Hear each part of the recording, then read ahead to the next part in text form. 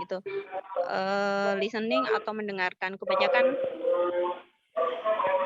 Kebanyakan dari kita atau orang-orang berpikir bahwa memang sales itu untuk menjadi salesperson yang baik atau salesperson yang handal itu, butuh untuk banyak berbicara, harus pintar ngomong, seperti itu ya. Padahal kenyataannya untuk menjadi salesperson yang bagus itu, kebutuhannya harus 2 kali lipat mendengarkan daripada berbicara. Nah, mendengarkan itu bagaimana? Mendengarkan itu ada kaitannya dengan probing atau menggali, yaitu dengan pertanyaan-pertanyaan yang diajukan kepada customer, karena dengan pertanyaan itu kita akan lebih banyak mendengarkan apa sih keluhan-keluhan atau kesakitannya customer, sehingga, tujuan kita untuk deal itu lebih lebih lebih cepat gitu maksudnya. Nah, terkait itu bagaimana sih cara aktif mendengarkan dalam proses penjualan? Bagaimana sih kita bisa improve atau meningkatkan keterampilan listening kita? Kita langsung aja ke narasumber kita yang udah datang, Pak Beni ya. Mungkin untuk lebih jelasnya bisa dijelaskan oleh Bapak Beni Kunjoro. Waktunya saya persilakan, Pak Beni. Oke, selamat malam semua, semangat pagi rekan-rekan yang luar biasa. Selamat malam Pak Beni. Malam Pak. Beni. Ya. Malam. Walaupun kondisi cuaca hujan pada malam hari ini, tapi semangat rekan-rekan untuk belajar, antusiasme, bukan karena faktor harus wajib, tapi benar-benar ingin mencari ilmu, ingin menambah wawasan agar lebih mudah mencapai goal. Tadi sudah dikasih beberapa pengantar sama Bu Sarah terkait materi malam hari ini. Topiknya katanya listening ya, kalau nggak salah ya. Iya benar Pak Beni. Listening yang dimaksud di sini, iya. Mungkin bisa lebih dispesifikkan kepada teman-teman lain. Tadi kan sudah disampaikan preview sama Bu Sarah juga terkait listening yang dimaksud itu bukan maksudnya mendengarkan, tapi lebih luas. Di sini mungkin ada juga intinya itu menggali informasi pada teman-teman yang sudah dapat materi selling skill. Sebenarnya saya sudah sampaikan sales funnel, di dalamnya ada diuraikan terkait materi listening. Listening artinya itu sales harus pandai bicara atau pandai mendengarkan? Pandai mendengarkan. Pandai bertanya, Pak. Pandai bertanya. Oke. Sekarang dua-duanya pandai mendengarkan. Kalau misalnya customernya diem, terus apa yang kita dengerin? Kalau customernya diem, toh apa yang kita dengerin? Suara hati Pak Beni. Oleh karena itu menanyakan Pak, keterampilan mendengarkan harus dibarengin dengan keterampilan apa? Supaya orang yang ngomong berarti kita harus apa? Bertanya. Oke, berarti memancing atau menggali atau memberikan trigger. Nah, kadang-kadang di sini itu butuh kemampuan khusus. Artinya kalau kita istilahnya itu tidak punya kemampuan khusus, yang kurang punya kemampuan khusus dan bertanya, akhirnya pertanyaannya apa? Kata istilah anak-anak tuh garing. Bahkan terkesan interogasi yang membuat orang lain tuh nggak nyaman gitu. Padahal tujuan kita kan sebenarnya listening itu kita mendapatkan banyak informasi dari customer, sehingga customer itu menceritakan banyak hal yang di situ kita bisa menangkap peluang, di mana peluang tadi menjadi sebuah titik di mana kita melihat titik temu antara customer dengan kita itu ada kesesuaian solusi, sehingga produk kita tuh mampu untuk menjawab masalahnya customer. Nah itu bagian daripada tujuan dari materi pada hari ini. Mungkin beberapa teman-teman saya sudah pernah dapat materinya. Sekilas sih itu, nanti ada coba saya apa namanya kasih kasih kirimkan ininya ya apa? Kirimkan PowerPoint-nya untuk materi ini.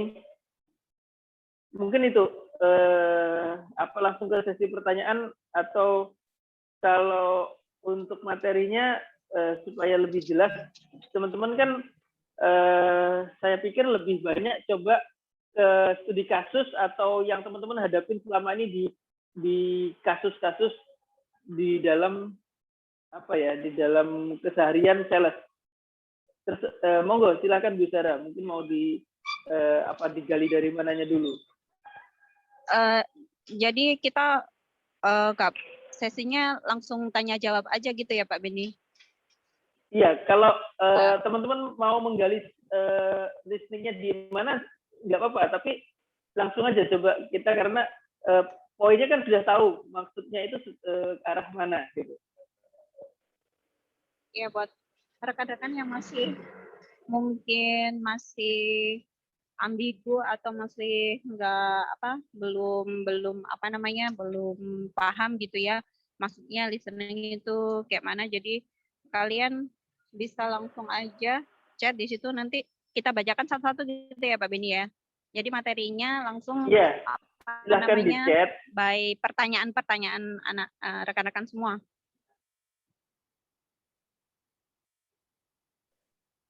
Nah, udah mulai ada yang bertanya Pak Beni. Monggo silahkan. Langsung aja ya Pak Beni. Pertanyaan dari Mas Syafi'i.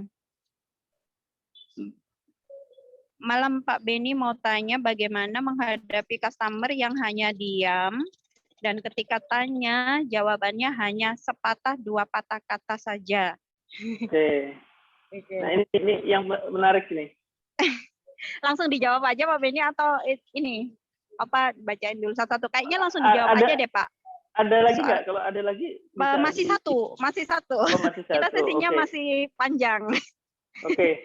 Jadi ini menarik karena sudah ada yang memulai. Jadi apa namanya? Saya ada send-kan ke teman-teman sedikit gambaran ya. Beberapa apa namanya? Tadi pertanyaan tuh kayak gini. Kalau customernya sendiri intinya itu hanya apa ya? Menjawab pertanyaan itu dengan pertanyaan pendek gitu ya. Misalnya biasanya kan yang sering terjadi kasusnya adalah customer itu langsung tunjuk to the point, tanya harganya berapa. Nah, sementara kita ini kan inginnya tadi kan tujuannya mendengarkan, agar kalau mendengarkan kita bisa dapat lebih banyak, otomatis kita bertanya.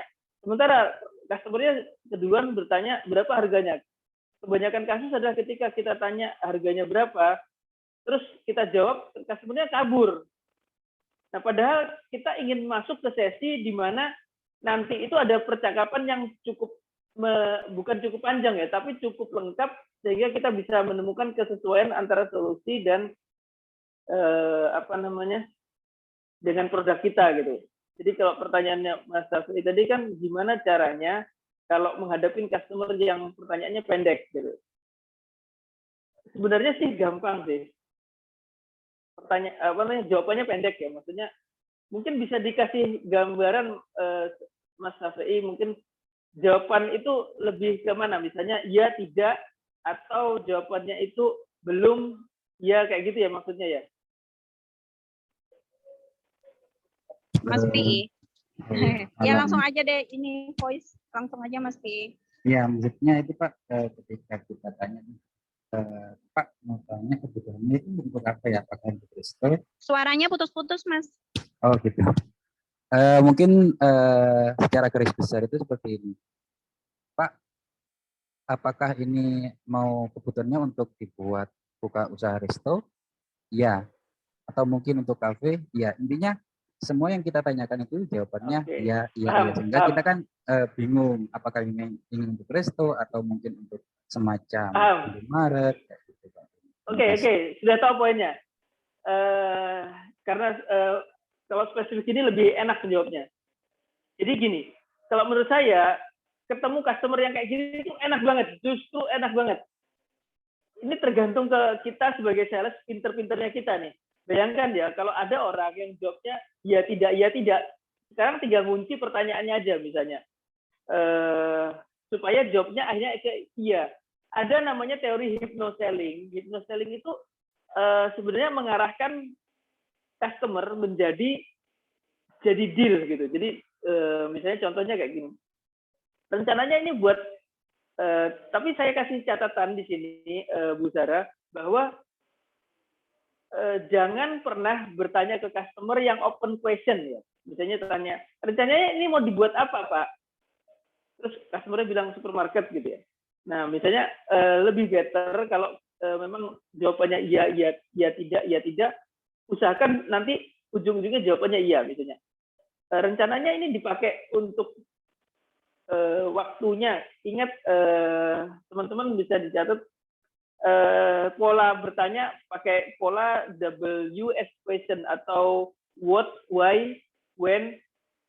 Ini materinya ada di selling skill. Kalau nanti bisa saya sharingkan setelah materi ini. Intinya tuh WS question. Jadi why, what, when, how. Jadi intinya itu kalau dia jawabannya iya, berarti usahakan gimana supaya pertanyaan kita tuh nanti jawabannya iya.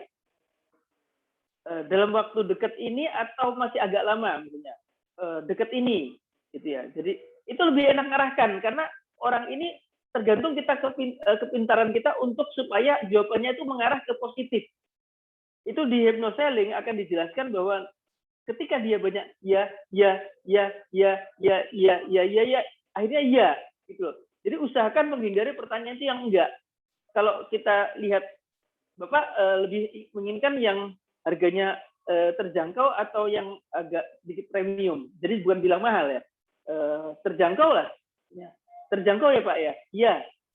Terus Bapak butuh yang garansinya resmi atau yang toko? Oh, resmi. Nah, jadi resmi ya Pak? Iya. Ya jawabnya kayak gitu. Sehingga nanti akan lebih mudah kita ngarahkan karena dia kalau sudah banyak setuju dengan kita, ya dalam teori hypnoselling, dia akan lebih positif.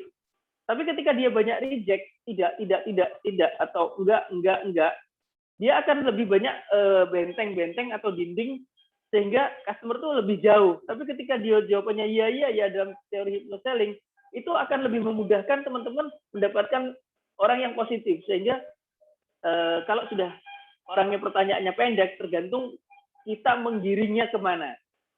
Ketika kita sudah punya poin bahwa produk yang kita ingat, seorang sales harus punya tujuan. Sehingga kita waktu customer itu sudah bisa mendefinisikan kira-kira kebutuhannya untuk retail misalnya. Atau untuk restoran. Kita lihat restoran jenisnya take away atau table service. Misalnya fast food. Oke, fast food berarti ini nanti yang tipenya cash register atau POS misalnya. Contohnya untuk mesin kasir misalnya. Untuk produk lain bisa disesuaikan misalnya untuk kartu. Ini tipenya RFID atau yang PVC biasa dan lain sebagainya. Nanti bisa dikasih dua opsi, selalu dikasih dua opsi. Rencana beli quantity 100 atau 500 misalnya, atau beli 1 atau 3, selalu ada pilihan-pilihan opsional kayak gitu. Rencana dipakai untuk minggu ini atau minggu depan dan lain sebagainya, sehingga nanti dengan beberapa opsi itu customer itu akan lebih mudah terbantu banget. Intinya di situ. Jadi pertanyaan itu usahakan selalu memiliki arah di mana dia nanti akhirnya beli. Mungkin itu kurang lebihnya. Jadi kalau menghadapinya lebih ke arah itu. Tapi kalau mungkin masih bingung, masih belum jelas di poin mananya, misalnya ke pertanyaannya seperti apa, monggo saya kasih kesempatan untuk feedback karena ini juga menjadi dasar bagi teman-teman lain teorinya bisa dipahami. Silahkan di feedback.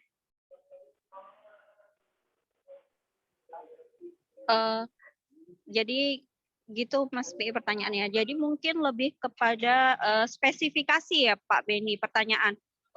di mana, buat apa, kapan, kenapa, bagaimana, seperti itu ya Pak Beni. Jadi lebih spesifik pertanyaannya. Justru kalau customer itu menjawabnya dengan ya, kita menggiring ke closing-nya itu lebih mudah. Lebih Seperti mudah, itu ya Pak Beni. betul. Ketika Ah. customer itu banyak jawaban pendek, itu sebenarnya tuh lebih mudah banget. Bayangkan kalau jawaban dia panjang, dia yang banyak ceramahin kita, mungkin malah nggak selesai-selesai kan. Tapi kalau intinya itu tergantung ke kita. Kalau pernah teman-teman tahu flowchart itu misalnya kalau dia tanya ini, kalau kita tanya ini dia jawab ini, kalau kita tanya ini jawab ini. Jadi memang kuncinya di kita yang banyak bertanya. Jadi nggak masalah kalau customer jawaban pendek, tapi kalau intinya ketika kita mau menggali lebih gede, misalnya lebih banyak ya, terus customer-nya tuh cuma ngasih bocoran dikit gitu loh. Ya kita lanjut aja selama dia masih welcome, misalnya contoh untuk retail atau restoran, ya. Untuk retailnya tipe minimarket atau kayak toko fashion. Oh, minimarketnya kira-kira butuh rencananya berapa kasir, 2 atau 3 kasir atau lebih. Jadi selalu bisa ngarahkan sampai ke hal yang detail sehingga otomatis kan akan tergali lebih banyak. Karena tidak semua orang, Mas Safei, tidak semua orang punya karakter yang senang cerita. Beberapa tipe karakter orang itu dia pelit cerita gitu. Jadi kita yang harus proaktif tanya. Makanya dalam posisi materi hari ini kita lebih gali bagaimana bertanya dengan cerdas pada customer, kan itu sebenarnya. Jadi seperti itu pertanyaannya Mas, jawabannya Mas PI ya. Jadi mungkin pertanyaannya lebih dispesifikasikan ke what, where, untuk apa, kapan, kayak gitu. Mungkin ada feedback dari Mas PI apa? Ada yang belum jelas? Cuman Halo Mas lebih PI. halo iya. Kalau mengenai yang budgetingnya kan kita masih belum mengetahui apakah kita langsung to the point, budgetnya berapa Bu yang kita langsung arahkan ke satu paket apa, kita masih belum tahu. Suaranya kok nggak berapa jelas ya? Mengenai budgetnya itu kan kita masih belum mengetahui Pak Beni. Berarti kita langsung diarahkan ke apanya atau langsung kita bertanya to the point langsung ke customer-nya. Boleh contohnya di point tapi jangan langsung menohok. Maksudnya berapa budgetnya Pak? Kan itu open question. Jadi tanyanya kira-kira Pak, Bapak cari yang budgetnya di bawah 10 juta atau di atas 10 juta. Misalnya contohnya kayak gitu. Jadi kasih range kayak gitu ya. Jadi jangan langsung kira-kira Bapak budgetnya berapa. Waduh, menohok banget gitu. Kalau Pak boleh tahu Pak, kira-kira kisaran budgetnya yang middle, misalnya middle atau high end atau low, ya yang murah lah budgetnya. Oke, yang murah kita ada 2 pilihan Pak. Yang kira-kira budget di bawah 10 atau di atas 10, misalnya contohnya di atas 5 atau di bawah 5. Misalnya contohnya kayak gitu. Kalau printer kan tergantung ke produknya dong, misalnya printer Bapak yang di bawah 1 juta atau di atas 1 juta, misalnya contohnya kayak gitu. Itu termasuk tes temperatur nggak sih Pak Beni? Iya, nanti kan arahnya ke sana. Karena semakin banyak positif, ketika cek temperatur kan dengan kata lain bahwa customer-nya sudah sangat positif. Bayangkan kalau misalnya orangnya tuh sudah rencana nanti Bapak transfer pakai banknya, Bapak rencananya biasanya payment Bapak pakai transfer atau cek Pak, misalnya. Oh cek, berarti kan sudah positif banget tuh, gitu loh. Pakai bank apa Pak biasanya kalau transaksi dan lain sebagainya. Tapi kalau di awal orangnya baru datang, belum tahu produk, terus tanya bank dulu, otomatis kan ya aneh dong. Maksudnya paham ya?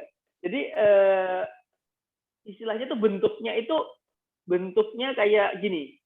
Jadi dari atas tuh gede, kebutuhan umum, kebutuhan khusus, spesifik, sampai makanya ada saya sharing kan itu spin selling. Saya kayaknya teman-teman ada yang sudah ini belum ya? Oh ini ada yang sharing sudah. Nah itu ada spin selling. Pertanyaan itu bukan ya funnel pertanyaan, tapi ini teorinya pakai spin selling. di spin selling itu ada situasi di situ. Nah, need pay off tadi kalau seperti dia mau bayar dan lain sebagainya, harga dan sebagainya itu sudah ke need pay off. Tapi kalau jadi ini silsilah pertanyaan dari pertanyaan yang sifatnya umum dulu, situasi, apa namanya, bisnisnya di bidang apa Pak dan lain sebagainya, mungkin yang basa-basi dulu, ice breaking dulu, itu yang di situasi misalnya, tempatnya enak ya Pak ya, lokasinya strategis dan sebagainya, basa-basi. Nah itu situasi, pertanyaan situasi. Terus pertanyaan problem, Bapak sudah pakai merek ini atau sudah pakai produk printer atau belum sebelumnya? Kalau sudah, merek apa sebelumnya? Itu ke problem question. Ada masalah nggak dengan produk yang selama ini Bapak pakai? Misalnya kalau dia sudah ada dan lain sebagainya, atau kalau belum, dia belum pakai produk tertentu, berarti selama ini kalau belum pakai produk ini, Bapak sistemnya gimana gitu. Misalnya contohnya dia belum menerapkan sistem kasir atau dia belum pakai ID kartu ID card, itu pakai belum ada pengenal. Selama ini gimana kira-kira? Nah, setelah kita gali dan lain sebagainya, itu turun ke bawah lagi sampai penggalian itu lebih spesifik banget, seperti pengirimannya kapan, kalau sudah pengirimannya kapan, transfernya pakai apa, udah pasti deal dong, gitu.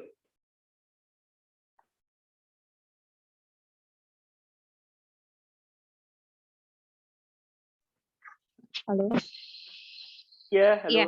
Jadi Mas Pi, jadi kurang lebih seperti itu ya jawabannya ya. Nanti selebihnya bisa dipelajari yang di-share Pak Beni di grup apa ini? Oh, Supergen. Mungkin nanti saya share di grupnya ini aja, apa namanya, grupnya Barat ya. Lanjut ke pertanyaan kedua ya Pak Beni. Iya. Dari Yanti, nggak tahu ini Yanti nggak ada tulisannya dari perusahaan mana. Berapa kapasitas persen dalam closing untuk porsi mendengarkan customer dalam proses penjualan selain menggali dan menjawab? Silakan dijawab. Gimana? Pertanyaannya gimana? Pertanyaannya, berapa kapasitas persen dalam closing untuk porsi mendengarkan dalam proses penjualan selain menggali dan menjawab? Kalau dalam teori itu sih, halo ya. Iya Pak Beni, silakan. Kalau dalam teorinya itu 2/3 penjualan itu terjadi karena kita banyak mendengarkan. Dalam persentasenya itu 2/3 penjualan terjadi karena kita banyak mendengarkan. Artinya mendengarkan itu bukan kita banyak bicara, sehingga persentasenya gede banget, di atas 50% kalau 2/3. 2/3 itu cukup gede. Jadi artinya kalau kita pandai bertanya dan mendengarkan, itu penjualan akan lebih probabilitasnya lebih mudah deal dibandingkan kita banyak ngomong, customernya diem. Kalau memang pertanyaannya berapa probabilitasnya?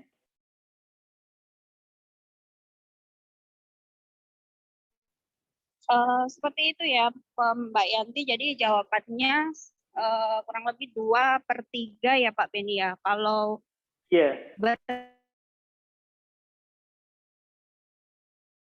bertanya porsinya 2/3 dari dengarkannya sendiri, biasanya dua kali lipatnya ya. Seingat saya seperti itu dulu. Oke. Ini ada tambahan dari saya untuk teman-teman yang biasanya kuncinya untuk membuka sebuah sesi pertanyaan funnel itu adalah ice breaking, atau kesan pertama kita di dalam customer itu memencet saklar dia membuka gitu. Jadi customer itu punya saklarnya itu saklar on off. Kalau kita pencet on, dia membuka diri. Kalau kita pencet off, dia menutup diri. Nah, kunci untuk membuka saklar on itu, kita harus bisa diterima dia. Untuk bisa diterima, kita harus membuat suasana nyaman. Makanya itu ada spin selling, itu S-nya situation. Agar situasi itu lebih mudah, makanya itu ada saya di-sharekan yang gambar kedua itu ada FORM. Jadi kita buka beberapa percakapan ice breaking atau basa-basi yang ngobrol terkait family, occupation, recreation, ada di situ motivasi juga. Jadi di situ teman-teman bisa pelajari nanti bahkan dijadikan materi role play, karena kalau sukses kita bisa ice breaking itu akan lebih mudah ke hal yang sifatnya tadi spin yang berikutnya, yaitu problem question. Ya, Ini materi ini sudah sih. Iya, jadi kalau sales funnel itu kalau yang tadi Pak Benny bilang ice breaking itu termasuk form, family, occupation, jadi bisa kita tanyakan tentang family-nya, tentang pekerjaannya, tentang hobi, dan M itu bukan money atau bukan ya Pak Benny? Itu sama, jadi money atau maksudnya motivation itu kan why-nya dia isinya motivasi dia. Jadi kalau itu ada beberapa hampir sama. Kalau money itu biasanya di prospecting. Intinya M itu biasanya tuh message kalau untuk prospecting, kalau money untuk prospect. Kalau di sini itu di situ motivation. Jadi kalau misalnya apa yang mendasarin Bapak misalnya datang ke kita untuk pembelian dan lain sebagainya. Jadi ke arah situ sih. Itu sebenarnya intinya itu. Jadi yang paling diutamakan pembukanya tadi adalah tentang hal-hal yang sifatnya di luar konten produk. Di luar konten produk. Itu untuk basa-basi untuk memudahkan. Ya, seperti itu ya, Mbak Yati. Semoga pertanyaannya terjawab. Lalu ke pertanyaan ketiga, ini dari Bang Ari di Medan. Mau tanya Coach, lebih dominan mana, kita banyak bertanya atau kita lebih banyak mendengarkan customer? Ini mungkin tadi Bang Ari ketinggalan ya. Langsung saya jawab aja Bang Ari ya. Maksudnya itu bertanya itu adalah dengan bertanya itu makanya kita itu mendengarkan, seperti itu kan Pak Beni, mendengarkan keluhan-keluhannya customer. Tapi ini ada pertanyaan lagi, cirinya bagaimana? Apakah cirinya harus mendengarkan di customer seperti apa atau banyak bertanya di customer seperti apa? Bang Ari langsung voice aja deh, maksudnya pertanyaannya gimana? Jadi seperti ini Pak Beni kan. Iya itu, langsung aja. Ini banyak orang itu yang salah persepsi. Maksudnya ada customer yang misal dia butuh bantuan yang kita harusnya itu kita lebih memberikan ini pertanyaan. Ada juga kadang gitu. Seperti itu Pak Beni. Jadi misal orangnya nggak tahu apa-apa, kita malah mendengarkan dia gitu loh Pak Beni. Maksudnya gimana ya? Gimana? Intinya gimana caranya di kasus misalnya. Customernya misal contoh ada customer datang gitu kan Pak Beni. Nah, kita kan nggak tahu customer itu memang ahli dalam itu atau sudah pernah memakai mesin atau produk tersebut gitu kan. Cuman kan kadang seperti yang Mas Putri tadi bilang, kita tanya gitu kan sepertinya cuma bisa 1-2 apa itu jawabnya sepatah kata 2 patah kata seperti tadi kan Pak Beni. Nah, ciri-ciri orang yang biar kita orang ini berarti nggak tahu apa-apa, kita tanya terus saja, kita gali kebutuhannya apa, atau mungkin orang ini sudah paham sih, jadi kita tinggal dengarkan aja maunya itu seperti apa. Nah itu ciri-cirinya seperti apa Pak Beni? Oke. Sebenarnya gini, kita ngomong secara general umum dulu. Kalau secara umum sebenarnya sih lebih mudah, karena gini kan kalau orang pura-pura beda dong, itu di luar konteks ya. Misalnya contoh memang ada kompetitor kita nih, dia mau mata-matain misalnya, mau mata-matain toko kita, terus dia pura-pura jadi orang awam. Biasanya kalau kita sebagai seorang sales, kita akan lebih mudah mengenalin hal yang kayak gini gitu, karena tidak sedikit memang ada kasus-kasus seperti ini. Mungkin sebenarnya dia bukan kompetitor juga, tapi dia hanya ingin mengetes lebih dulu supaya mencari posisi aman. Jadi customer kadang-kadang ingin mencari posisi aman supaya tidak dia masih punya kesempatan untuk membandingkan dengan tempat lain gitu. Jadi dia menjaga jarak lah. Kalau terlalu nanti terlibat dalam, agak susah juga nanti larinya gitu ya. Jadi istilahnya, jadi mendingan dia tanya di bukan sambil mengamati. Ada teori saying signal. Jadi istilahnya itu orang yang orang yang customer yang prospek atau cold prospek itu sebenarnya bisa dilihat dari beberapa sinyal buying signal itu ada tanda-tanda di mana orang ini hot prospek atau tidak.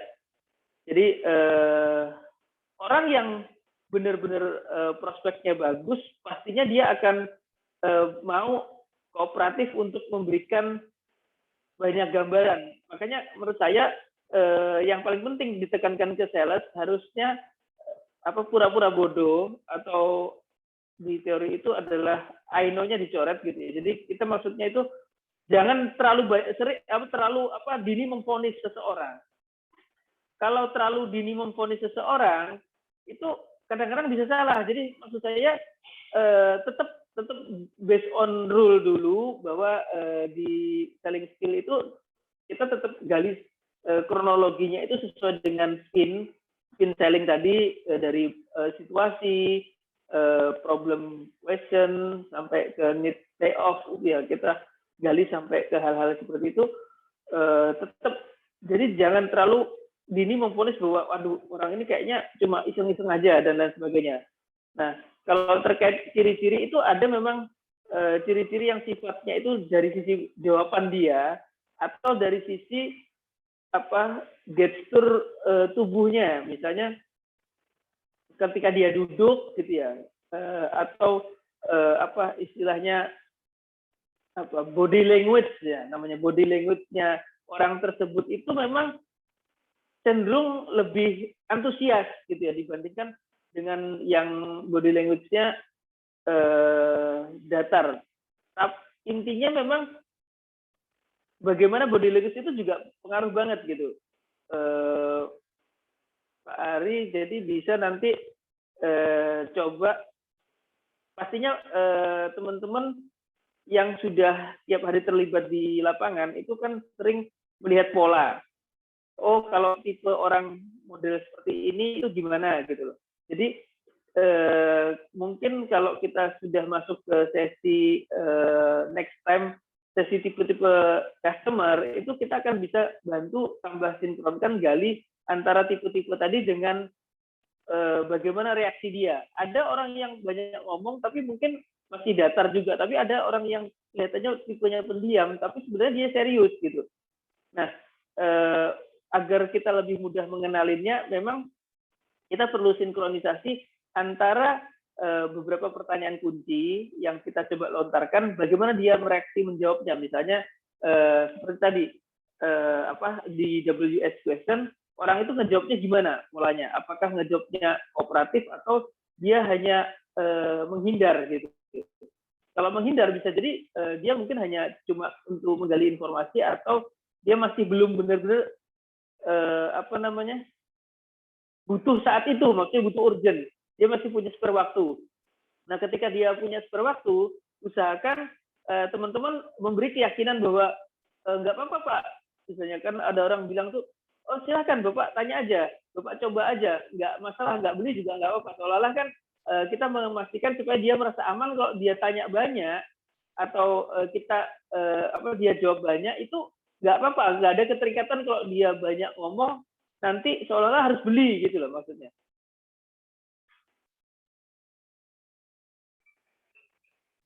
Berarti untuk nyari ciri-ciri orang yang itu berarti ada key question-nya ya Pak ya, kalau bisa dibilang kayak gitu.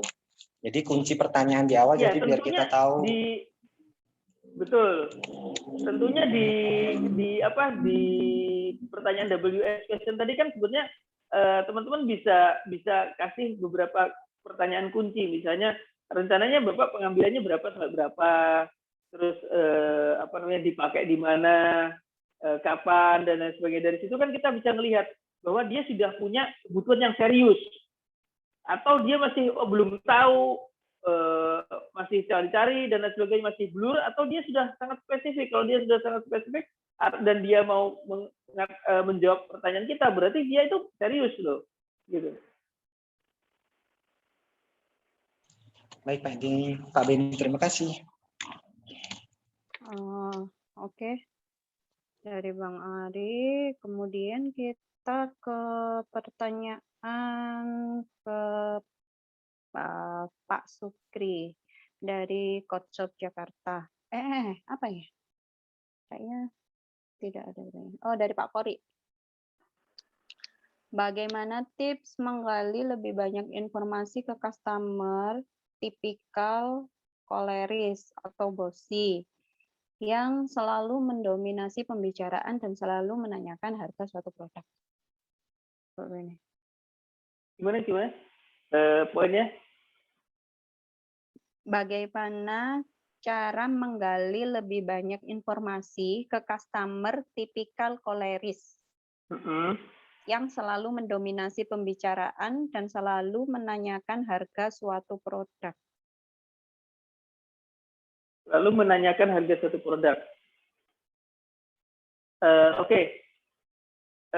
Sebelumnya saya kasih info itu ada, saya kirimkan ke ke grup. Saya kirimkan ke grup tanda-tanda yang tadi itu signal atau buying signal. Jadi di situ disebutkan pertanyaan-pertanyaan kunci yang kalau dia customer ini nanyakan ini, berarti insya Allah dia tuh sudah cukup positif gitu. Nah itu sudah di-sharing sama Pak Kori. Jadi itu ada buying signal, di mana buying signal itu disebutkan bahwa beberapa sinyal pertanyaannya di mana itu positif banget. Tapi nanti ketika contoh orang itu matanya berbinar-binar gitu ya, maksudnya itu sebenarnya teman-teman pesan saya kalau bicara dengan customer tatap matanya, jangan sampai Anda tidak tatap matanya karena ini kuncinya di situ. Kalau Anda bisa tatap matanya, Anda bisa melihat orang itu serius atau enggak. Teman-teman mungkin kalau saya jelaskan saat ini mungkin agak sedikit makan waktu ya. Ada beberapa sinyal tubuh di mana kita bisa melihat orang ini jujur atau enggak dalam menjawab, misalnya dia pura-pura atau dia serius menjawab, itu ada jujur, itu bisa dilihat. Nanti ada beberapa mungkin di sesi lain deh kalau dijelaskan di sini kalau untuk memverifikasi. Tapi kita ke pertanyaan yang tadi Pak Kori ya, itu tadi kan pertanyaan sebelumnya. Kalau tipe koleris, tipenya biasanya nggak terlalu banyak ngomong gitu. Kalau yang banyak ngomong itu tipe sanguinis atau influence. Kalau tipe sanguinis itu memang mendominasi omongan, bahkan kita mau nyetop omongan agak susah. Kalau tipe koleris biasanya dia to the point, artinya dia nggak mau terlalu banyak basa-basi, dia maunya tuh langsung to the point gitu. Sehingga untuk orang tipe to the point kayak gini, kita memang harus lebih istilahnya persiapkan beberapa hal yang sifatnya itu menjadi sebuah hal yang cukup rasional gitu. Karena orang koleris biasanya langsung inginnya to the point ke beberapa kata kunci yang sifatnya dia pegang gitu. Nah, kalau teman-teman tipenya bukan koleris, biasanya akan lebih gampang kesetir oleh tipe koleris ini.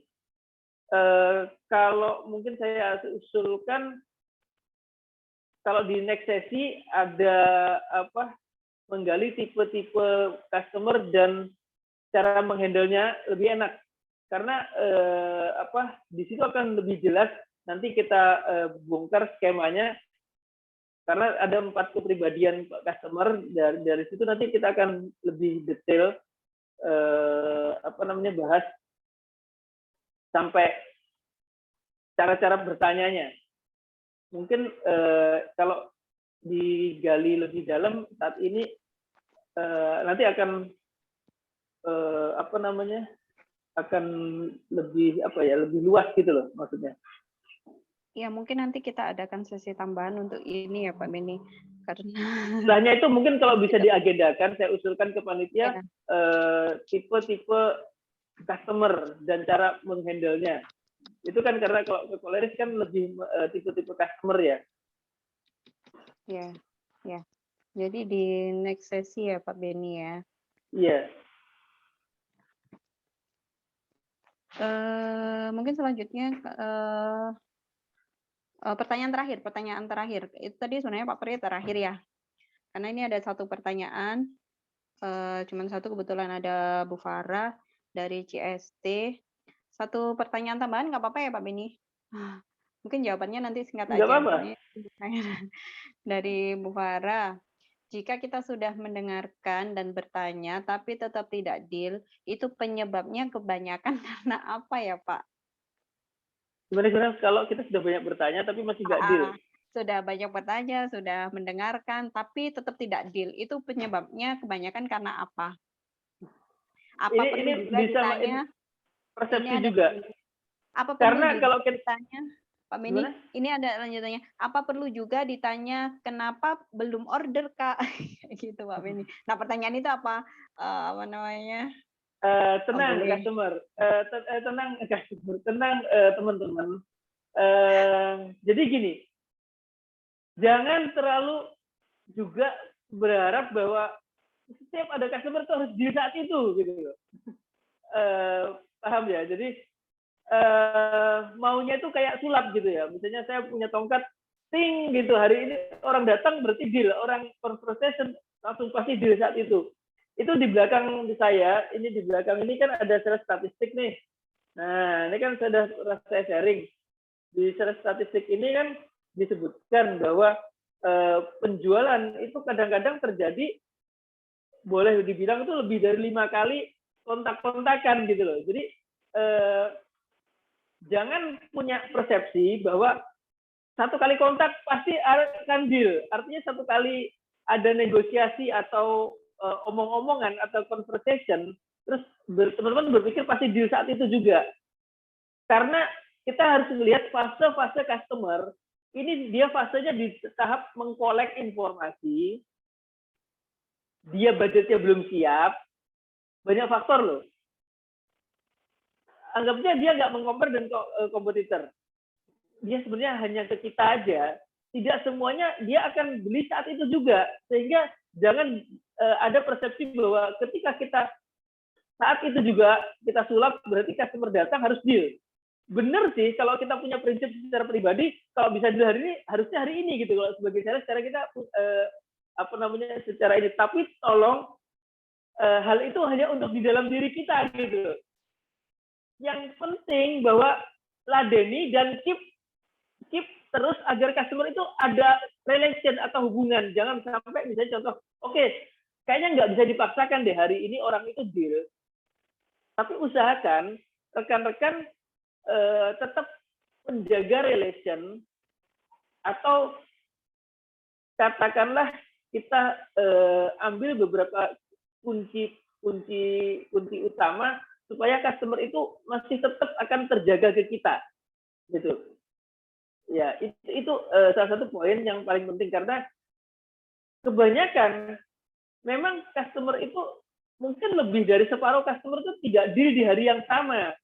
Kalau teman-teman karena kebanyakan mungkin jualan online, itu beda. Kalau jualan online itu orang sudah pasti butuh kan, tapi mungkin bisa jadi dia cara mengkolek informasi. Kalau jualan online kan misalnya orang sudah datang ke Tokopedia, itu pasti sudah butuh dong. Kalau dia nyari produk Anda, orang yang datang ke Tokopedia itu pasti sudah butuh. Sama dengan ilustrasinya gini, kalau orang datang ke pasar atau ke mall itu pasti sudah mau belanja. Tapi kalau kita datangin door to door ke tempat orang kan belum tentu minat.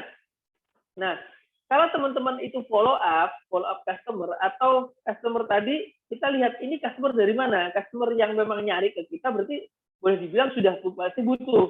Kalau customer yang kontak ke kita dan langsung ke the point tanya, Mbak, punya printer untuk ngeprint label nggak? Punya. Mbak, ada printer kartu ID card nggak? Oh, ada. Nah, berarti kan orang itu sudah butuh dong. Kalau orang sudah butuh, tinggal kita pastikan butuhnya kapan. Apakah mendesak atau masih agak lama. Nah, butuhnya dia harus ready stock atau tidak ready stock masih oke. Misalnya contohnya kayak gitu. Jadi kita selalu kasih pertanyaan seperti itu sehingga dari situ kita bisa melihat kalau buying signal kadar buying signalnya dia sudah hot banget, berarti dia sangat butuh banget sudah. Nah, kalau dia belum deal, kita lihat kata kuncinya apa. Mestinya belum deal itu ada kata kuncinya. Tadi setelah panel pertanyaan, kalau kita praktekkan, itu akan ada sebuah kata kunci di mana, misalnya contoh, biasanya kalau dia bilang, saya pikir-pikir dulu deh, saya tanyakan ke bos saya dulu, saya tanyakan ke suami saya dulu, saya tanyakan ke istri saya dulu, saya tanyakan ke kakak saya dulu, dan lain sebagainya.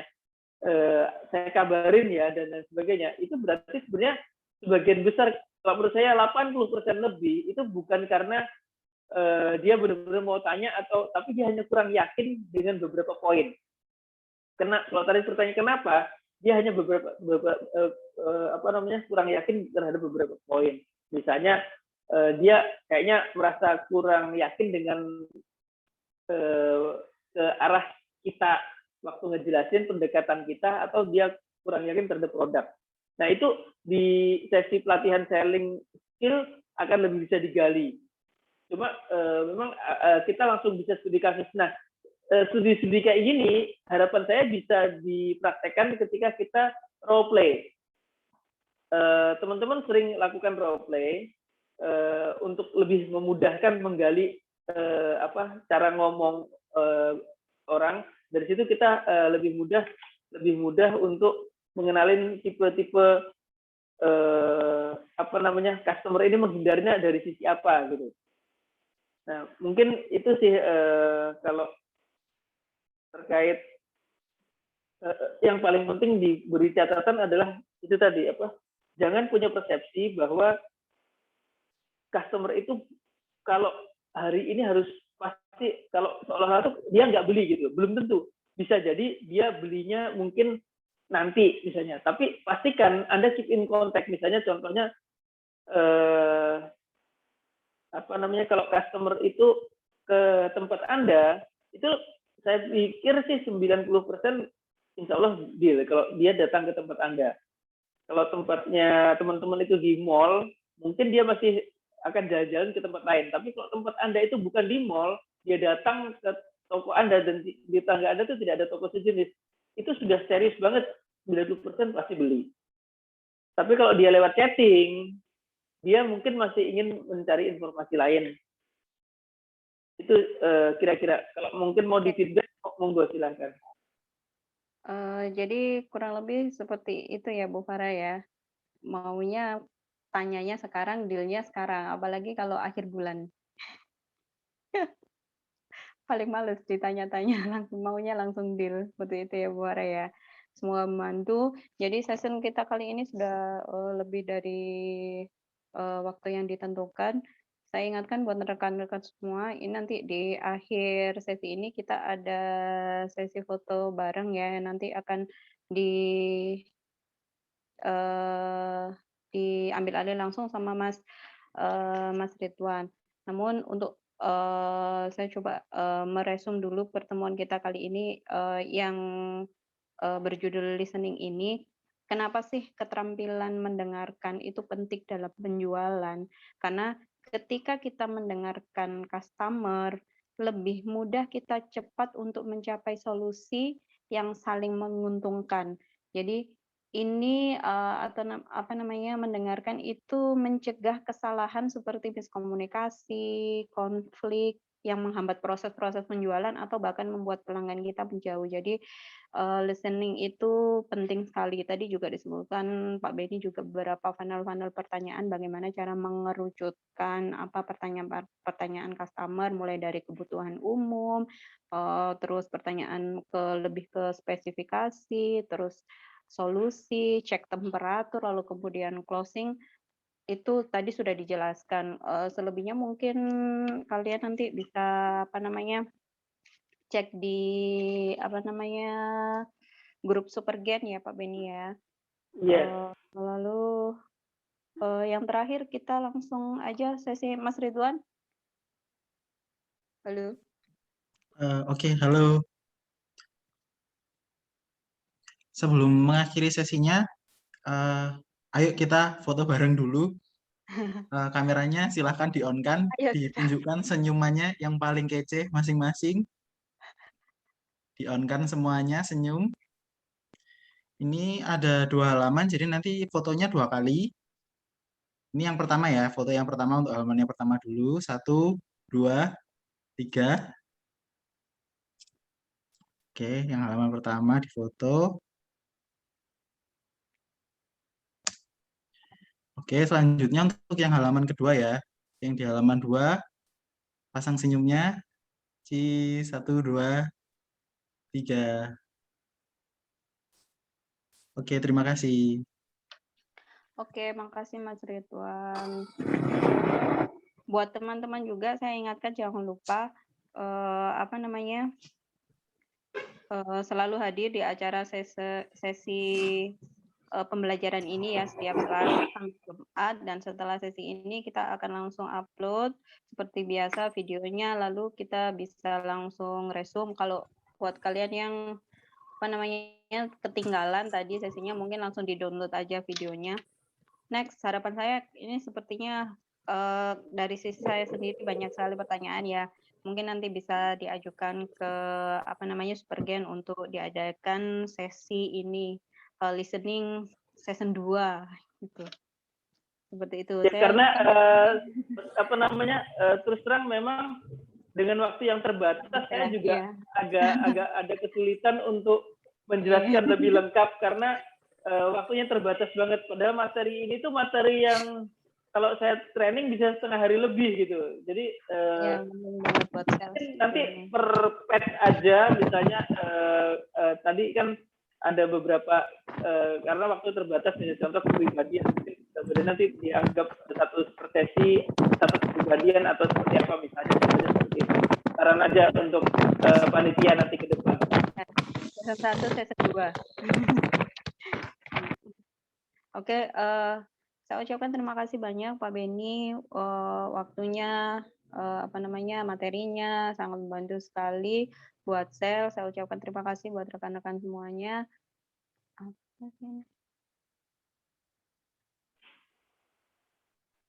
Saya akhiri sesi kali ini. Terima kasih, selamat malam. Assalamualaikum warahmatullahi wabarakatuh. Terima kasih teman-teman. Selamat malam Bu Zara, selamat malam Pak Terima kasih, Bu Beni. Zara. Waalaikumsalam warahmatullahi wabarakatuh. Bu Zara. Zara, Pak Beni. Assalamualaikum. Terima kasih semuanya.